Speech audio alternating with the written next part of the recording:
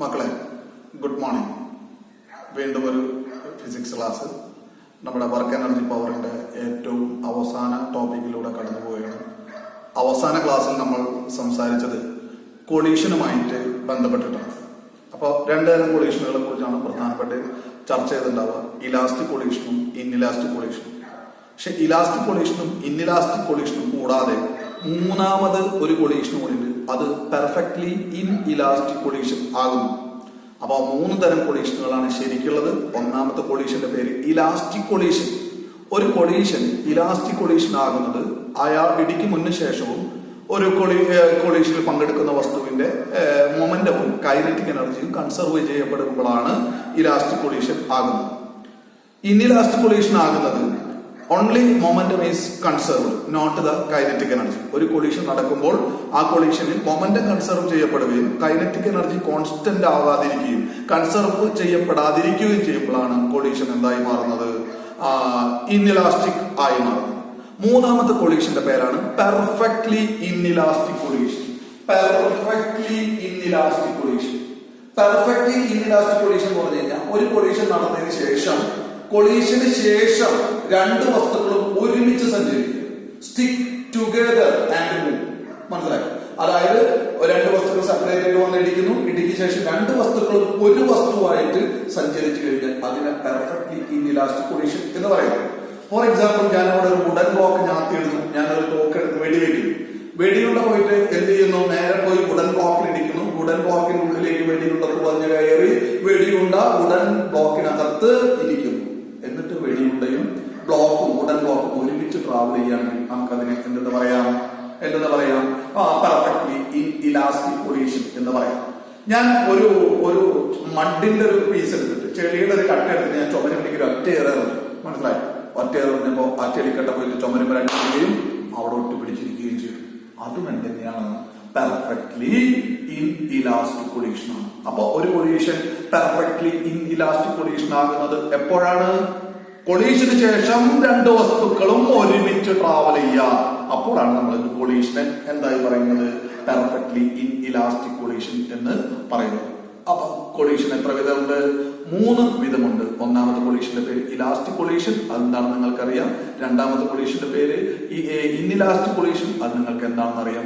ഇപ്പോൾ ഞാൻ മൂന്നാമതൊരു കൊളീഷനെ കുറിച്ച് സംസാരിച്ചു. കൊളീഷന് ശേഷം രണ്ട് വസ്തുക്കളും ഒരുമിച്ച് സഞ്ചരിച്ചു കഴിഞ്ഞാൽ stick on together and move. മനസ്സിലായി? അപ്പോൾ നമുക്ക് അതിനെ പെർഫെക്റ്റ്ലി ഇൻഇലാസ്റ്റിക് കൊളീഷൻ എന്ന് പറയാം. എനിക്ക് പുതിയൊരു പോയിന്റ് വെറുതെ പരിചയപ്പെടുത്താറുണ്ട്. സാധാരണ സ്കൂളുകളിൽ ചിലപ്പോൾ പറയുന്നത് ഒരു പ്രാവശ്യം എന്നോ പരീക്ഷയ്ക്ക് ചോദിച്ച നോർമലാണ് coefficient of restitution. Coefficient of restitution, small letter E എന്നാണ് അതിന്റെ denotation letter. Coefficient of restitution സാധാരണ പുസ്തകങ്ങളിൽ കാണാറില്ല, സാധാരണ നോർമൽ ചെറിയ പുസ്തകങ്ങളിൽ കാണാറില്ല പോയിന്റ്.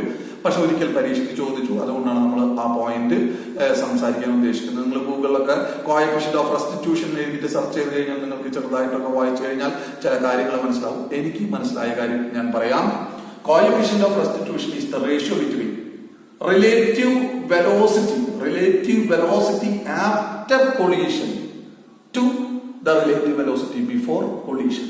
മനസ്സിലായി? ഇടിക്ക് ശേഷമുള്ള വെലോസിറ്റികളുടെ ആകെ തുക, അതായത് റിലേറ്റീവ് വെലോസിറ്റി, മനസ്സിലായി, റിസൾട്ടന്റ് ആയിട്ട് വരുന്ന വെലോസിറ്റിയും ഇടിക്ക് മുന്നുള്ള രണ്ട് വെലോസിറ്റികളുടെ റിലേറ്റീവ് വെലോസിറ്റിയും തമ്മിലുള്ള റേഷ്യോനെയാണ് എന്തെന്ന് വിളിക്കുന്നത്, ഇലാസ്റ്റിക് കോഎഫിഷ്യന്റ് ഓഫ് റെസ്റ്റിറ്റ്യൂഷൻ എന്ന് വിളിക്കുന്നത്. എന്താണ് കോഎഫിഷ്യന്റ് ഓഫ് റെസ്റ്റിറ്റ്യൂഷൻ എന്ന് വിളിക്കുന്നത്? അപ്പൊ coefficient of restitution is the ratio between relative velocity after collision to relative velocity before collision. അപ്പൊ നമുക്ക് ഇലാസ്റ്റിക് കൊളീഷന്റെ ചിത്രം എടുത്തപ്പോൾ നിങ്ങൾക്കറിയാം, u1 വെലോസിറ്റിയിൽ വരുന്ന ഒരു സാധനം u2 വെലോസിറ്റിയിൽ പോകുന്ന ഒരു സാധനം തമ്മിൽ ഇടിക്കുന്നു. ഇടിക്ക് ശേഷം രണ്ട് വെലോസിറ്റികളും മാറി v1 v2 ആകുന്നു, അല്ലെ? അപ്പൊ v2 വലുതും v1 ചെറുതുമായി. മനസ്സിലായി? അപ്പൊ നമുക്ക് ഇലാസ്റ്റിക് കൊളീഷനുമായി ബന്ധപ്പെട്ട് കോഎഫിഷ്യന്റ് ഓഫ് റെസ്റ്റിറ്റ്യൂഷൻ പൊതുവിൽ E ഈക്വൽ ടു എന്ന് പറയാം v2 minus v1 divide by u2 minus u1 എന്ന് എഴുതുകയാണെങ്കിൽ ഇവിടെ ഒരു നെഗറ്റീവ് ചിഹ്നം കൊടുക്കും. ശരിക്കും ഇവിടെ എഴുതുന്നത് u1 മൈനസ് u2 എന്നാണ്. അങ്ങനെയാണെങ്കിൽ നെഗറ്റീവ് വരില്ല. നെഗറ്റീവ് വരണമെങ്കിൽ എന്ത് എഴുതണം, u2 മൈനസ് u1 എന്ന് എഴുതണം. മനസ്സിലായി? കാരണം u1 വേഗത്തിൽ വരുന്നിട്ടാണ് u2 ഇടിക്കുക. നേർരേഖയിൽ പോകുന്നു.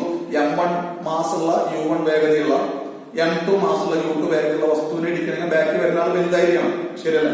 അപ്പൊ ചില പുസ്തകങ്ങളിൽ കോഎഫിഷ്യന്റ് ഓഫ് സബ്സ്റ്റിറ്റ്യൂഷൻ എഴുതി കാണുന്നതിനായിരിക്കും ഈക്വൽ ടു നെഗറ്റീവ് ചിഹ്നം ഉണ്ടാവില്ല. അപ്പൊ എന്താണ് ഇക്വേഷൻ വരിക? V2 minus V1 divide by U1 minus U2 എന്നാണ്. മനസ്സിലായി?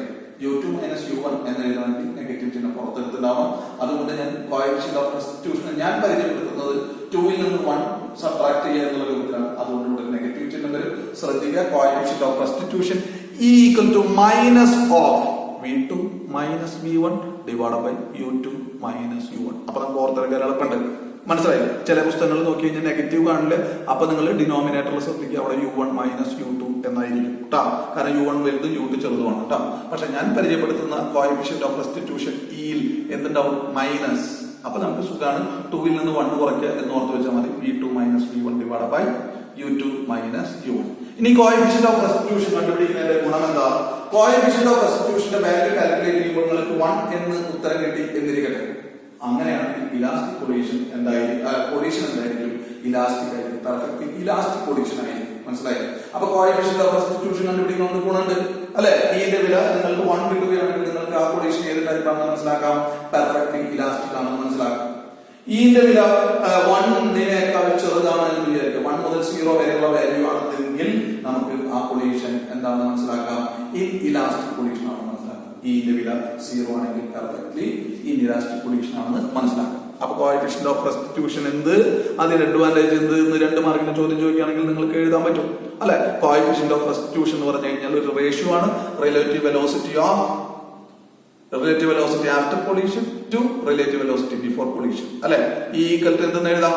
ഒന്നുകിൽ V2 minus V1 divide by U1 minus U2 എന്ന് എഴുതാം. അല്ലെങ്കിൽ നെഗറ്റീവ് പുറത്തെടുത്തുകൊണ്ട് ഇങ്ങനെ എഴുതാം. Equal to minus of V2 minus V1 divide by U2 minus U1 എഴുതാം. എന്താണ് കോഎഫിഷ്യന്റ് ഓഫ് സബ്സ്റ്റിറ്റ്യൂഷൻ കണ്ടുപിടിക്കുന്നതിന്റെ അഡ്വാൻറ്റേജ്? ഈക്വൽ ടു 1 എന്നുള്ള ഒരു ആൻസർ ആണ് കിട്ടണമെങ്കിൽ it is perfectly elastic collision ആയിരിക്കും. ഈന്റെ വില 1നേക്കാൾ ചെറുതായി 0 വരെ വരികയാണെങ്കിൽ അത് ഇൻഇലാസ്റ്റിക് കൊളീഷനിൽ പെടുന്നു. ഈന്റെ വില 0 ആണെങ്കിൽ പെർഫെക്റ്റ്ലി ഇൻഇലാസ്റ്റിക് കൊളീഷൻ ആകും. എനിക്ക് ഡിസ്കസ് ചെയ്യാനുള്ള point elastic collision in 2 dimension ആണ്. നേരത്തെ ഇടിച്ചപ്പോൾ എന്ത് ചെയ്തു? അതേ നേർരേഖയിൽ നിന്ന് പോയി. അതാണ് ഇലാസ്റ്റിക് കൊളീഷൻ ഇൻ 1 ഡയമെൻഷൻ. എന്നിട്ടാണ് ഇടിക്ക് ശേഷമുള്ള V1 എന്ന് പറയുന്ന വെലോസിറ്റിന്റെ എക്സ്പ്രഷനും V2 എന്ന് പറയുന്ന വെലോസിറ്റിയുടെ എക്സ്പ്രഷനും ഒക്കെ നമ്മൾ കണ്ടെത്തി. ഇപ്പൊ ഇടിക്ക് ശേഷം അങ്ങോട്ട് ഇങ്ങോട്ട് തെറിച്ചു പോവാണ് ബോഡി. മനസ്സിലായോ? അപ്പോൾ A ഈക്വൽ ടു A എന്ന് പറഞ്ഞ ഒരു ബോഡി M1 മാസുള്ളത് U1 വെലോസിറ്റിയിൽ വരുന്നു.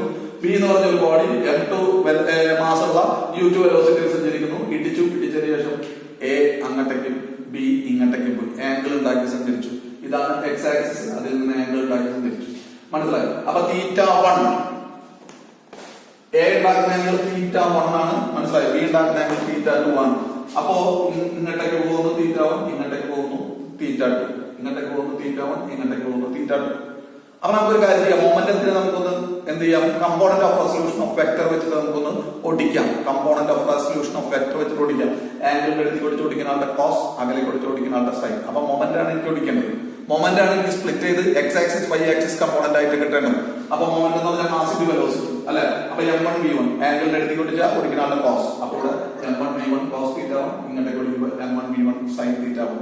അതുപോലെ B ന്റെ മൊമെന്റ് ഒടിച്ചു കഴിഞ്ഞാൽ ഇങ്ങോട്ടേക്ക് ഓടിച്ചാൽ M2 V2 cos θ2, ഇങ്ങോട്ടേക്ക് ഓടിച്ചു കഴിഞ്ഞാൽ M2 V2 sin θ2. ഇതാണ് component of resolution of vector. മൊമെന്റത്തിൽ മാത്രമേ ഞാൻ component of resolution of vector ഉപയോഗിക്കുന്നുള്ളൂ. കാരണം എനിക്ക് എനർജിയിൽ ഉപയോഗിക്കേണ്ട കാര്യമില്ല. എനർജി സ്കേലാർ ക്വാണ്ടിറ്റി ആണ്. അതുകൊണ്ട് അതിന് ഡിറക്ഷൻ ഇല്ല. അപ്പോ ഇലാസ്റ്റിക് കൊളീഷൻ 2 ഡയമെൻഷൻ ആകുമ്പോൾ X ആക്സിസിനും Y ആക്സിസിനും കൺസർവേഷൻ പ്രൂവ് ചെയ്യേണ്ടതുണ്ട്. അപ്പൊ മൊമെന്റത്തിന്റെ പ്രൂവ് എല്ലാം X ആക്സിസ് ഇടിക്ക് മുന്നേ X ആക്സിസ് നേർരേഖയിൽ പോകുന്നു.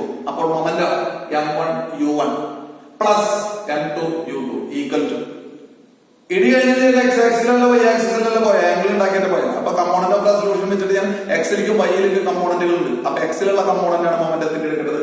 M1 V1 cos θ1 plus M2 V2 cos θ2. Same direction ആയ കാരണം പ്ലസ് ഇടണം. എതിർ ദിശ വന്ന നെഗറ്റീവ് എടുക്കും. മനസ്സിലായി? അപ്പൊ മൊമെന്റത്തിന്റെ conservation along X axis how can you prove? M1 U1 plus M2 U2 equal to M1 V1 cos θ1 plus M2 V2 cos θ2 എന്നാണ് വരുന്നത്. മൊമെന്റത്തിന്റെ കൺസർവേഷൻ along Y axis. ഇടിക്ക് മുന്നേ Y axis ഇല്ല, നേരെ പോണ X axis മാത്രമേ ഉള്ളൂ. അപ്പൊ Y axis ഇല്ല, ഇല്ലെങ്കിൽ Y axisന്റെ വില 0.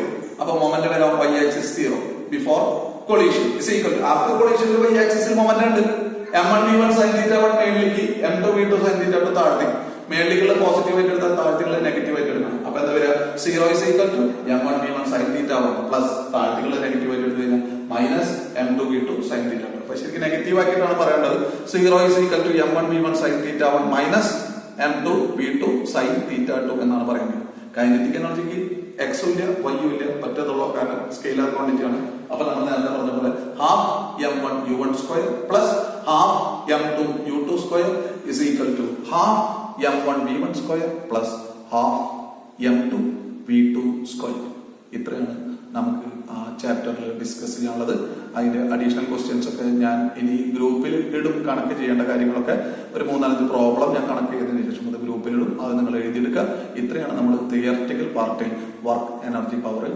പഠിക്കാനുള്ളത് ഓക്കെ താങ്ക് യു